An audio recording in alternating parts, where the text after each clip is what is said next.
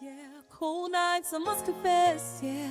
There's something in my soul that kept telling me to hold on. Even when the world turned its back on me, I knew deep inside that I wasn't meant to be bad.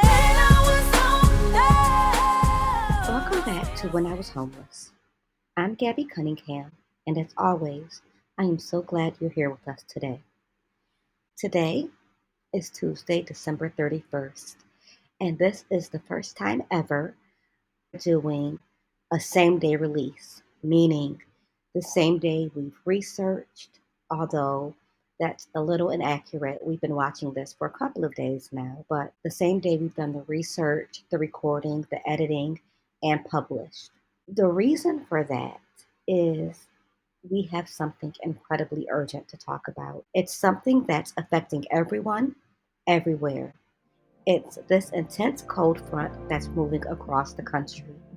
On this show, we talk a lot about resilience, and that's exactly what we need now, especially for those in our community who are most vulnerable. You see, when temperatures plummet like this, it's more than just uncomfortable. It can be downright dangerous, life threatening even, especially for those experiencing homelessness. We're talking about the people sleeping outside, in cars, and even in motels that might not be equipped for this kind of extreme cold that is being predicted in the upcoming weeks. Now, you might have heard of this thing called a polar vortex. And while that might sound a bit dramatic, it's a very real and natural weather pattern. Basically, there's this swirling mass of cold air up north, and sometimes it um, it spills down south. And when it does, it brings with it the potential for record breaking low temperatures, strong winds, and even snow and ice. This isn't just a quick cold snap. Friends, forecasters are saying this could last for weeks. And that's why we need to be prepared, not just for ourselves, but for those around us who might need a little extra help. I know we have listeners all across the country, and this cold is going to hit different places in different ways. But I want to speak directly to our friends in the South for a moment, because the South isn't used to this kind of deep freeze. This means folks might not be as prepared, and it can be even tougher to stay safe and warm. So if you're in the South, please, please take this seriously. Check on your neighbors, especially the elderly, and anyone else who you know might be struggling. And if you can, lend a helping hand. Even small acts of kindness make a huge difference. We're going to talk a lot more about specific ways you can help in just a moment. But first, I want to paint a clearer picture of what we're facing. Let's talk about what we can expect. And remember, this is about being informed, not alarmed. We are in this together, and together we can make a difference. Across much of the US, we're going to see temperatures way below average. Think single digits, maybe even below zero in some places. And that's not even factoring the wind chill, which can make it feel even colder. Now, the Midwest and East Coast are likely to get hit the hardest with the extreme cold, but even in the South, we will see temperatures well below what we're used to. And here's the thing, this isn't a one night event. We're talking about a prolonged period of frigid temperatures, possibly for several weeks. This is where it gets really dangerous because that kind of extended exposure can take a serious toll on anyone, especially those without proper shelter. Now, on top of the cold, we also have to be mindful of the potential for snow and ice.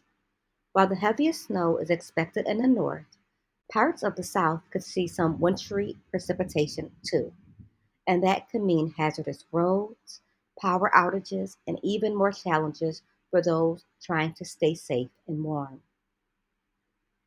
I want to talk a little bit more about the specific challenges in the south. You know, it's kind of easy to think, oh, it's the south, it's warm there. But that's not always the case. And this kind of cold is something many communities just aren't prepared for. Think about it. Homes and buildings in the South might not have the same level of insulation as those up north. Why would they? This can make it really hard to stay warm indoors, especially for those living in poverty. And sometimes, resources that help people during cold weather, like warming shelters, might be less common in certain parts of the South. And we can't forget about the elderly. The South has a large elderly population, and they're especially vulnerable to extreme cold. So, if you're in the South, please check on your elderly neighbors, your friends, anyone you know who might be struggling. Make sure they are safe and they have what they need. Okay, so let's talk about why this cold is so dangerous, especially for those who don't have a warm home to go to. Two of the biggest dangers are hypothermia and frostbite.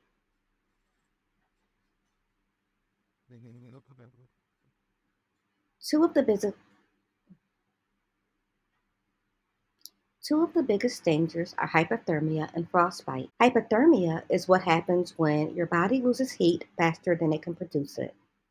Your core temperature drops, and it can affect how your body works. You might start shivering, feeling confused, have trouble speaking clearly, and if it gets really bad, you can even lose consciousness. Hypothermia is a serious medical emergency. Frostbite is also a concern, a big one. This is when body temperature actually freezes, most often in the fingers, toes, ears, and nose. And sadly, frostbite can cause permanent damage, even leading to amputation in severe cases. But it's not just hypothermia and frostbite.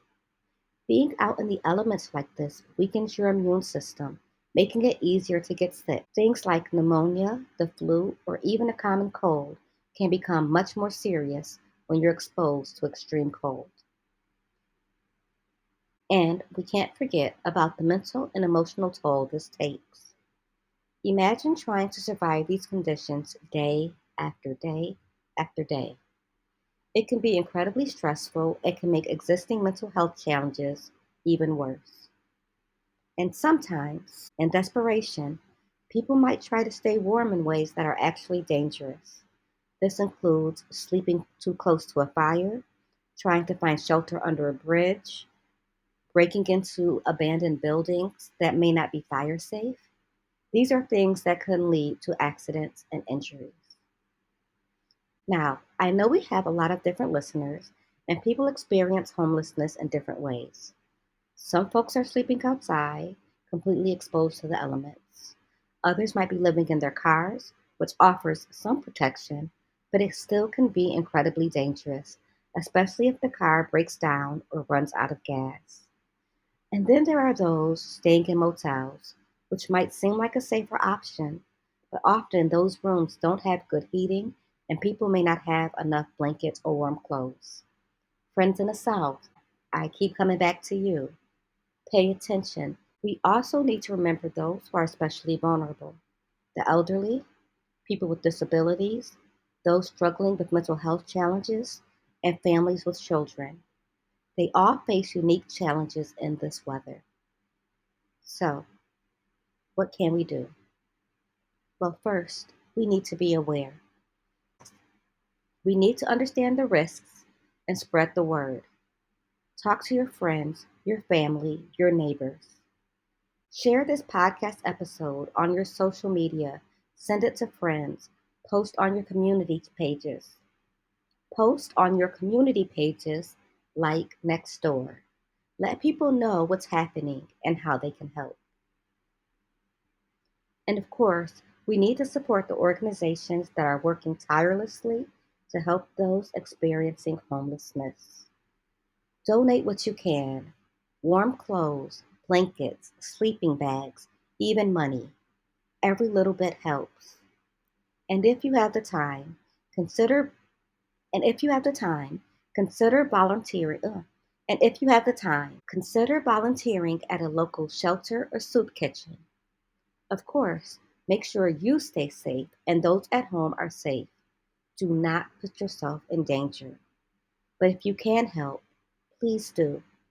Your time and compassion can make a real difference in someone's life. All right, we've talked about the dangers, and it can feel a little overwhelming. But here's the good news: we all can do something to help. Even small actions can make a monumental difference. First things first, let's make sure we're spreading the word. Talk to your friends, your family, your neighbors. Share what you've learned about this cold weather and the risks it poses, especially to those experiencing homelessness. The more people who know, the more people who can help. Now, let's talk about some practical things you can do. If you're in a position to donate, think about what those who are most vulnerable might need right now: warm clothes, blankets, sleeping bags, hand warmers. Those are all essential. And don't forget things like hats, gloves, and thick socks to prevent frostbite. You can donate these items to local shelters, community organizations, or even directly to people you see on the streets. And if you're not sure what to donate, a quick online search can help you find organizations in your area that are helping those in need.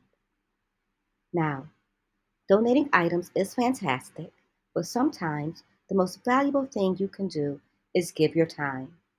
Consider volunteering at a local shelter or soup kitchen.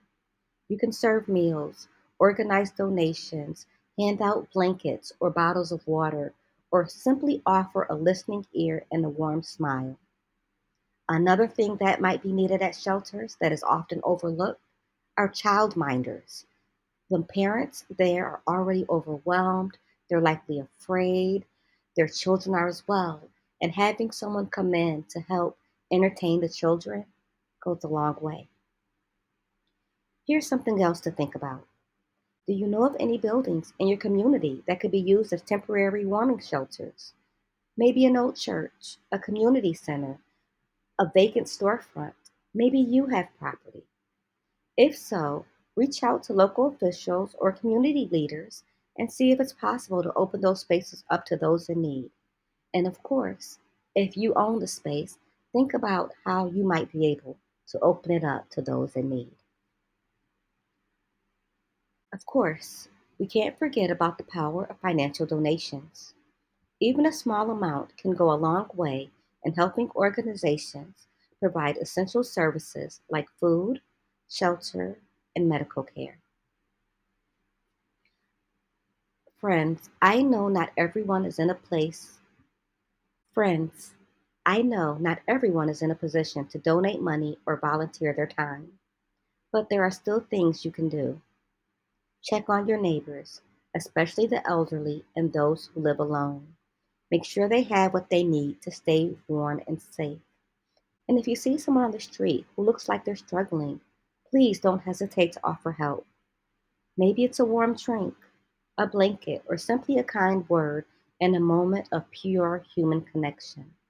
Sometimes that's all it takes to make a difference. Now, let's dive into some specific resources and information that can be incredibly helpful, whether you're facing homelessness yourself or you know someone who is. First and foremost, know where your local First and foremost, know where your local shelters are located and their hours of operation. And their hours of operation. Many shelters expand their capacity during extreme weather, so even if they're typically full, it's always worth checking. Many cities also offer temporary warming centers in public buildings during cold spells.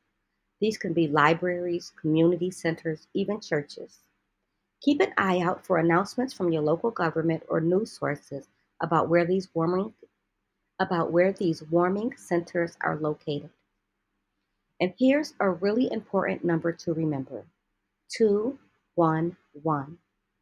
It's a natural helpline that it's a national helpline that can connect you with local resources, including shelters, food banks, and healthcare providers. Just dial 211 on your phone and someone will be there to assist you. And someone will be there to assist you. There are also national organizations that can provide information and support. The National Alliance to End Homelessness, or NAEH is a great resource. So is the National Coalition for the Homeless. You can find their websites online, and they have a wealth of information. We're not going to forget about your local community organizations. They are powerhouses and they exist simply to help you right where you are. These are often charities, faith based groups, and other initiatives that focus solely on helping those experiencing homelessness in your area. A little online research can go a long way. Now, let's talk about some emergency preparedness tips, especially for those who might be sleeping outside or in cars. Layering is key. Wear multiple layers of loose fitting clothing to trap warm air. Even thin layers make a difference. And please, please, please protect your extremities. That means wearing a hat, wearing gloves, and thick socks to prevent frostbite. If you're sleeping outside, try to find some kind of shelter from the wind. Think outside of the box. Even a wall or a large bush that can just break up a bit of the wind can help. If your clothes get wet, try to dry them or change into something dry as soon as possible. Wet clothing can increase the risk of hypothermia. Staying hydrated is critical, even if you don't feel thirsty, especially if you don't feel thirsty. Dehydration can actually worsen the effects of the cold. I know you might be feeling stressed, you're feeling anxious, you may have been told that brandy warms the bones, but please avoid alcohol and drugs.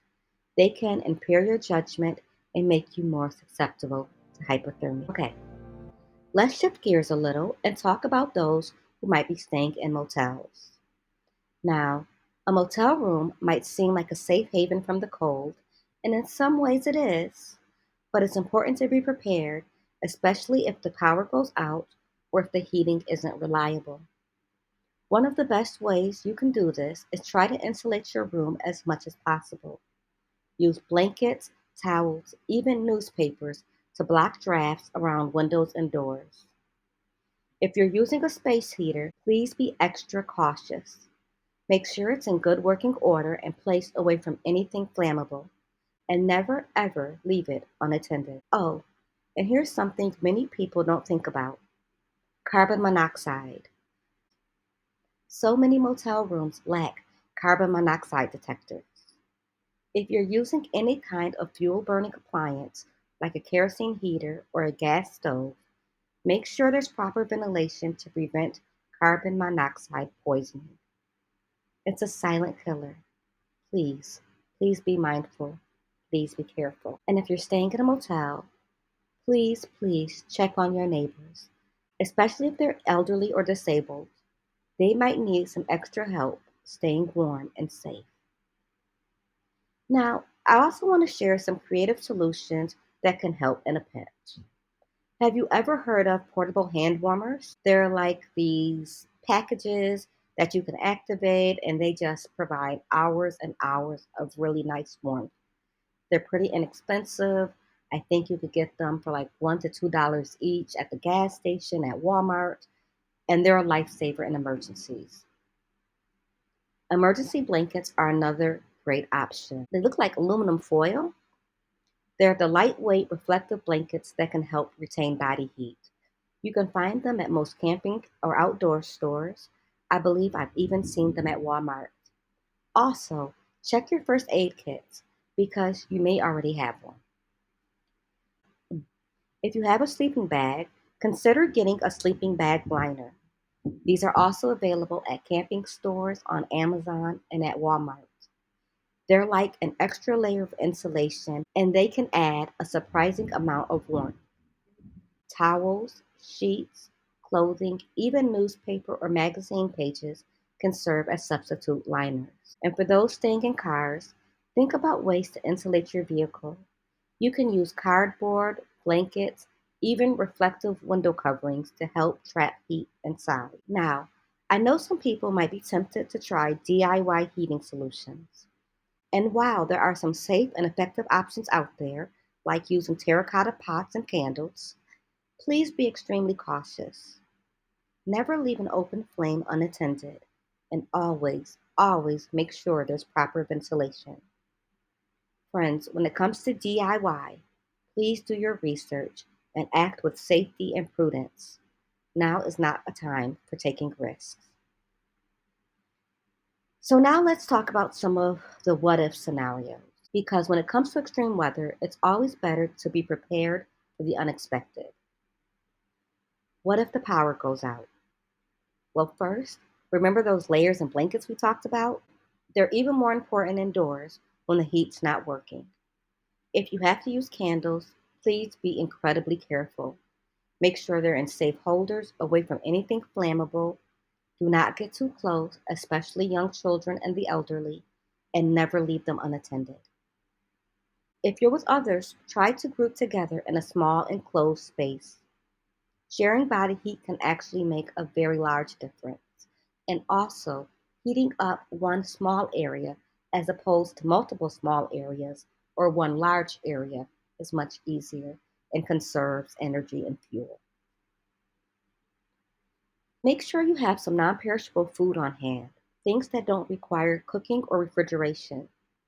We have some recipes on our website, the resource page, www.formybonuschild.org/polar resources.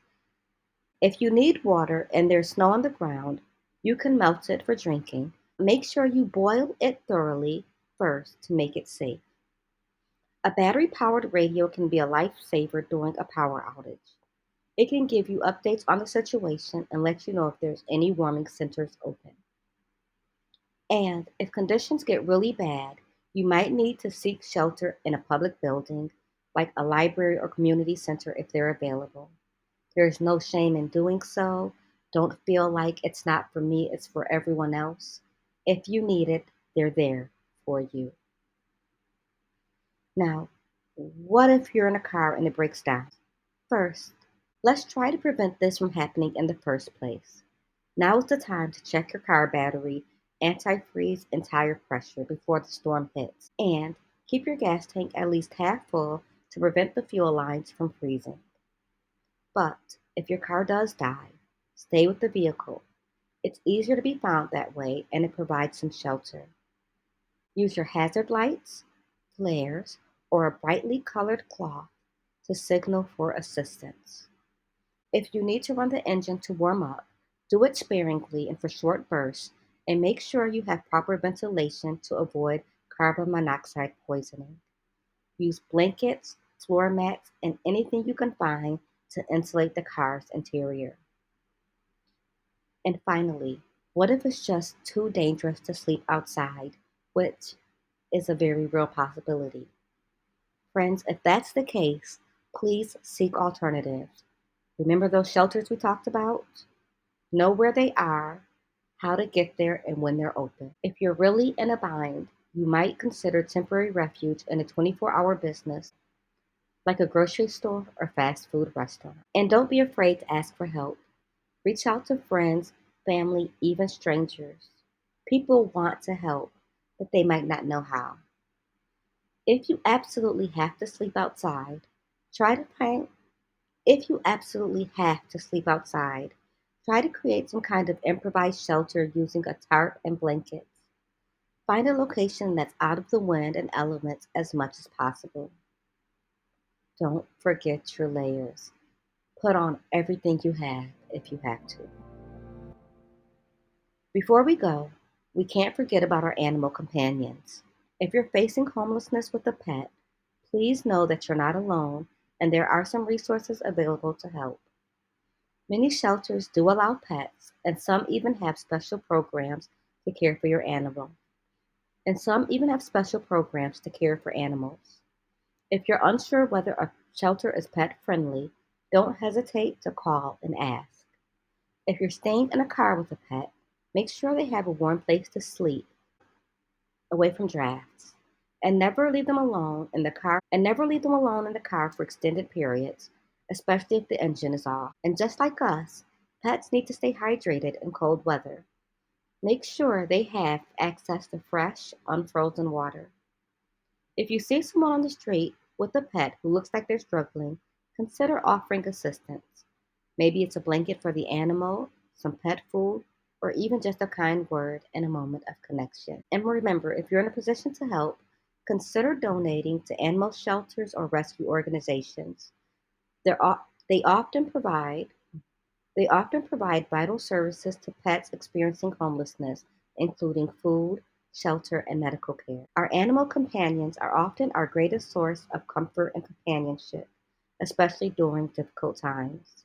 Let's make sure we're doing everything we can to keep them safe and warm this winter. Now, I know it can be hard to keep track of all this information. That's why we've created a special resource page on our website just for you.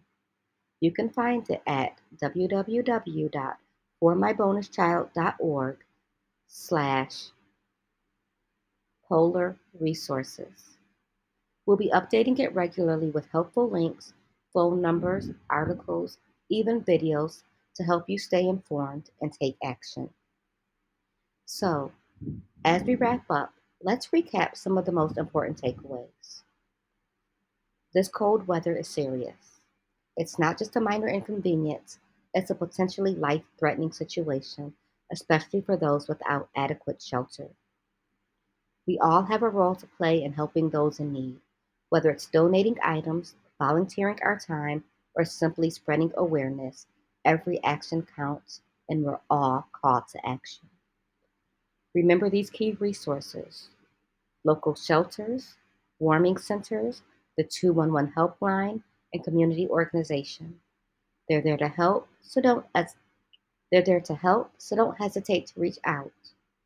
Bookmark our resource page as it is a living, breathing document that will continue to update now and throughout the duration of this winter storm system. You can find it at formybonuschild.org slash polar resources.